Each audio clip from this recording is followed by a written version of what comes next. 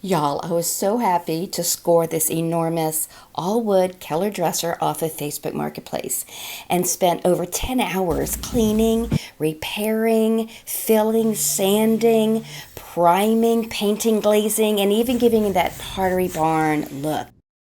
And I was all done until I wasn't. Ooh. But I digress. So let's go from the beginning. As usual, I removed all the hardware so that I could properly clean the whole piece.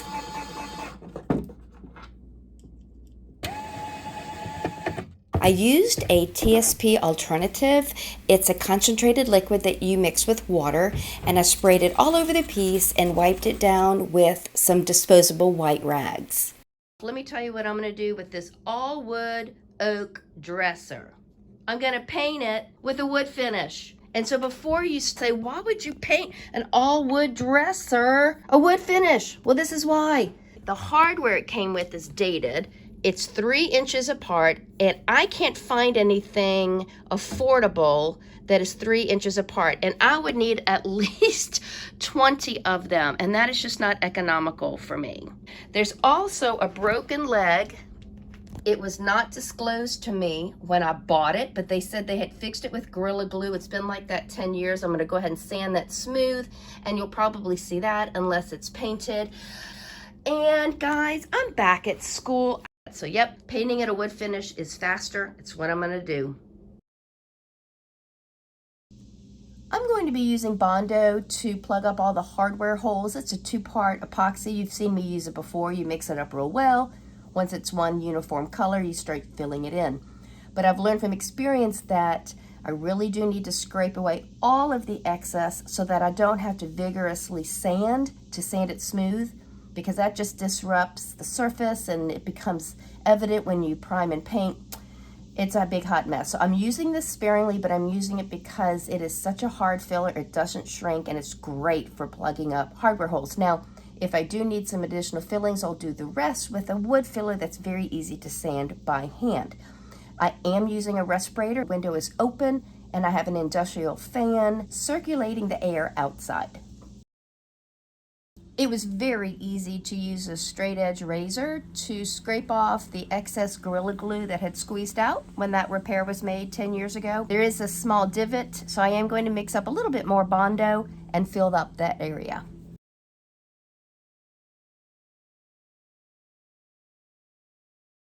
Now, for some reason, someone put 2 nails in the back of the piece, which lifted the wood in the back. So I did my best to fill it in with some plastic wood and sand that smooth. And while I was at it, I looked over the piece very carefully to find anything else that might need to be filled with some wood putty, such as these knots in the wood.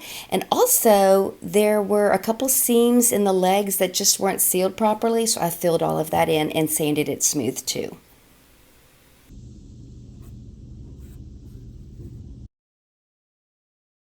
I used a 220 grit pad on my surf prep to smooth out all of the repairs that I made, and also to scuff sand it. Now look, y'all, I don't know if y'all have a surf prep, but I don't like mine. For years I've had problems with pigtail swirls. I've done everything. I've put no pressure on the sander. I've traded out the sand pads frequently. I go up in grits. I've tried everything, and I get those doggone pigtail swirls. I can't stand it. Am I the only one that just doesn't like my surf prep? Leave me a comment below. Now, as I was sanding the Bondo from the hardware holes, I did find that there were a few other things that needed to be filled, like that knot there. And also, some of the holes weren't completely filled in with the Bondo. So I put a little bit of plastic wood in those areas too, and then set the drawer aside to dry while I went ahead and sanded the others.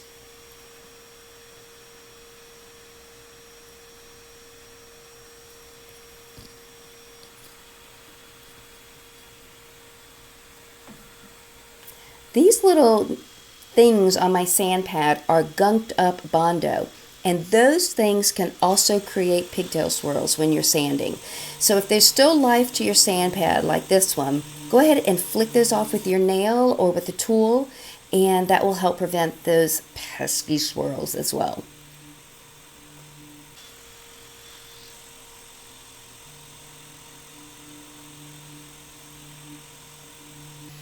Look at that leg. I think it looks pretty doggone good. Look how smooth it is. Now that little area there, I couldn't reach with my sander, so I used a little micro sander that I ordered off of Amazon with an 80 grit little pad that stuck to it. And I just smoothed it out as best I could. But I'm very pleased with the way that leg looks. Now that I've sanded all the flat surfaces with 220, I'm going to put this medium plus foam abrasive pad on my surf prep. This is comparable, I think it's somewhere between a 220 and a 180, I think. Their grits are different than the standard 60, 80, 100, anyway, but I'm going to use this to get into all the crevices that I couldn't reach with the flat sander. You can do this with your sander even if you don't have a surf prep, because rotary sanders now have these foam abrasive pads that you can stick to your sanders, and that will help you get into all the grooves too.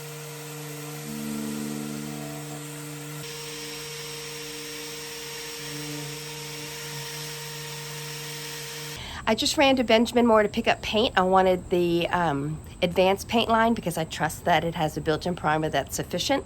I didn't realize Benjamin Moore was closed on the weekends, at least my shop is. And so, long story short, I did get some paint, but I'm just going to prime this piece real quickly first with some clear satin spray paint, whatever, just from Walmart. It's an oil-based product, so it'll be good for helping the paint to adhere better.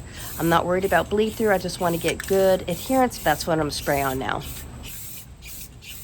It's so important that you wear a respirator, especially with these aerosol paints. And you can tell I'm using my free hand to keep it on my face. The elastic that holds the respirator in place had just given out. I had to order a new one. It's so important to make those fit properly. Now, after that quote-unquote primer dried, I used a 40 grit pad wrapped around a sanding block to lightly sand it smooth. It leaves a slightly gritty texture, and you want to sand that and then dust it off so that when you go to paint, you have a very smooth surface. I've been wanting to try a new paint to me. It's Sherwin-Williams Emerald Paint. It's their trim line. It's a water-based paint, but it's a urethane trim enamels. The color I'm using is Open Canyon. I'm gonna go ahead and load up my INSL-X 5500 with it. Even though it's a brand new paint, I just got it, I am going to strain it, filter it into my canister. I'll add a little bit of water to thin it for my sprayer, and then I'm going to go out and probably only spray one good coat.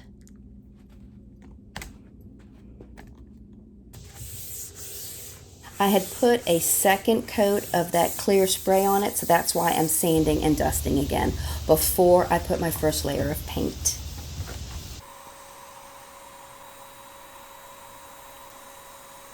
Now, I love my INSL-X 5500.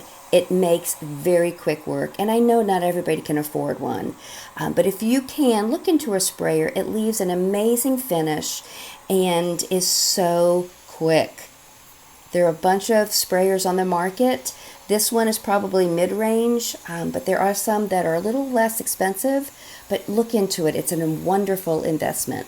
Now, as you can tell, I'm spraying on a very light coat. You don't want to spray too heavy. You don't want it to drip or for the paint to sag. So it's best to have multiple light layers than one thick layer. Look at my wrist. It's very stiff. I'm not moving my wrist back and forth. I'm keeping the nozzle directly aimed at the piece I'm spraying. It's very important you do that to get an even coverage of paint. And look, I noticed I still had to fill in some of those hardware holes right there later. Now, look what's happening right here. The paint isn't sticking. Look what happens when I spray it a second time. Yep, it just gets resisted. Do you see that? I just did that because I ran inside to get some of my doTERRA Tear Shield oil, because I was getting bit by mosquitoes, and I mixed it with a little bit of coconut oil, rubbed it all over. I thought I had washed my hands efficiently, but I haven't, because apparently I transferred oil right there and the paint won't stick. And I'm wondering if I'm going to find that elsewhere. I'm using a TSP alternative, and I'm cleaning around the drawers because right before spraying the front, I did pull the drawers out just a smidge. So I'm going to make sure I don't have any more of my TerraShield and coconut oil on the outer rims of the dresser by removing it with some TSP alternative.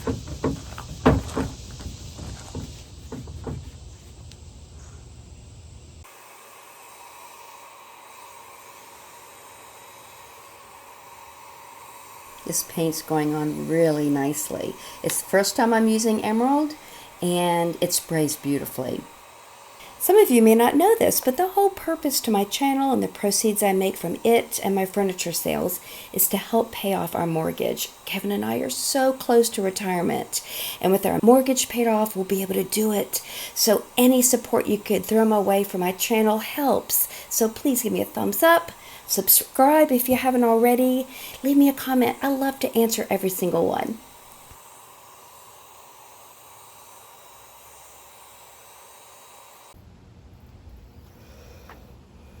As usual, the first coat of anything you put on, primer, paint, whatever, is going to show some indentations, and I'm not too concerned about the wood grain because we're going to work with that. But I went ahead and filled in some dings with some white plastic wood. And while I was at it, I also filled in these seams because I thought they were very pronounced. So I'm going to go in and sand everything now. Oh, this is the holes you could see that I was pointing out. Anyway, overall it looks really good. I'm going to sand that smooth and wipe it off with a tack cloth, and then I'll spray on another second layer. The following morning, I used a brush to fill in the areas that were covered by the drawers having been in place. So now the fun part. I'm using Rust-Oleum's Transformation Glaze. I have a designated brush, and I just quickly paint it on. You don't want it too thick, so just a quick thin layer of that glaze will do. Now this is a deck brush. You've seen me use this before. It's a very thick, dense, but soft bristle. And it's the first tool you use when you're starting to create that wood grain. Now, the wood grain, when this was built, if you're looking at raw wood, went in all these different directions that the arrows are indicating. And so that's what I'm trying to emulate as I'm working the glaze with my brush.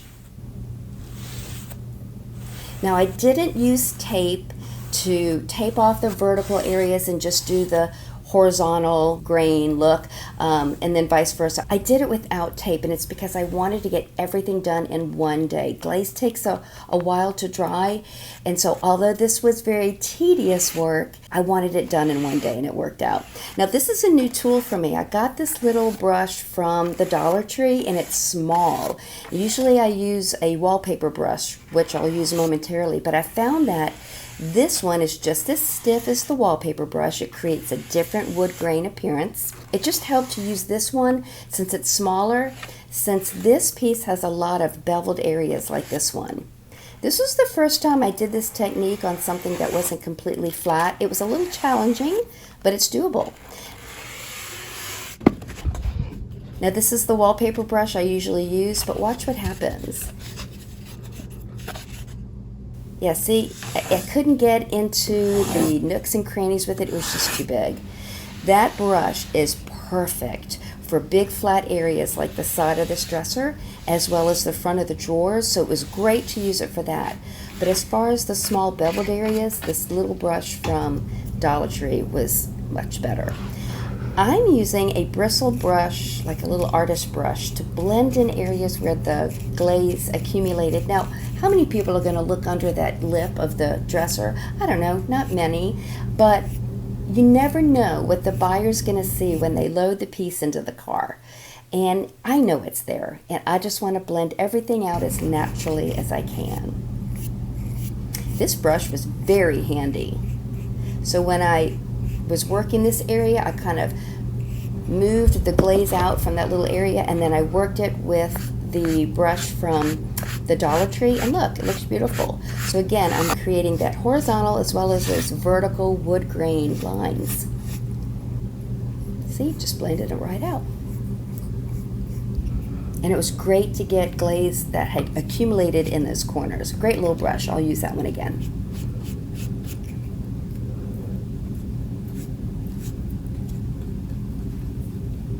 The next day I looked at the piece and it looked great, except that area between the bottom drawers was dark and that area above the top drawers was light. So I wanted to see if I could work just those areas to make everything more cohesive. This was risky to put this painter's tape there, but I wanted to block off the areas where I had used the glaze to create vertical wood grain lines, because I just want to work on those horizontal lines there. I used pretty much a dry brush with a little bit of the glaze and then just my deck brush to smooth it out, and it was beautiful. I was very pleased with myself. Y'all, I'm done, essentially. After I touch this up, all the piece needs is top coat and hardware, and I was going to be done. And I was so excited. But then things went awry.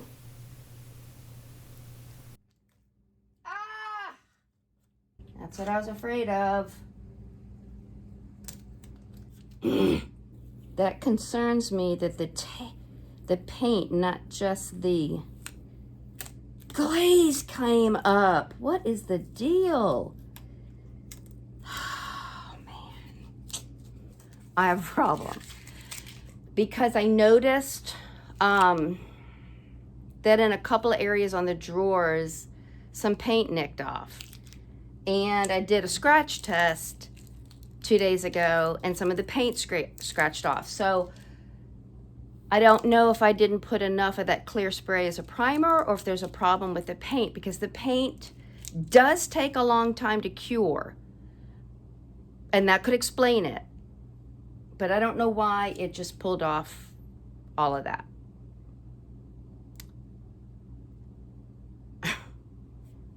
Ooh. I'm gonna go lick my wounds off camera. Whether I redo the whole thing or not, which, if I'm being honest, I think that's what I'm going to end up having to do. Nonetheless, I need to at least start all over on the front, because I will never blend it in properly and then wait to see what my furniture community advises that I do. But I'm pretty sure I know what they're going to say, because I think deep down I know what I need to do. Oh gosh. Oh my gosh. Y'all, this is coming off. I could probably scrape it off with my fingernail. Yeah, I had to start all over. Used a much coarser sandpaper of 150 to scuff sand. And this was a new primer for me. It sticks to everything. And it was great. I gave it a scratch test the next day. It was in place. I went ahead and repainted and reglazed off camera in much the same way I had done it before. Now this is a new poly for me. I got this gallon at Walmart for just 50 bucks.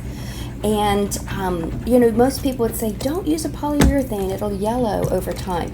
And oil-based polyurethanes will yellow over time, but this is water-based. So I don't think that's gonna happen here.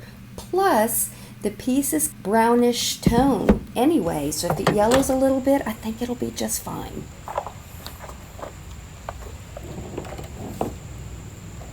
I sprayed on a total of 2 good coats, lightly sanding and dusting in between to assure a very smooth surface when I was done.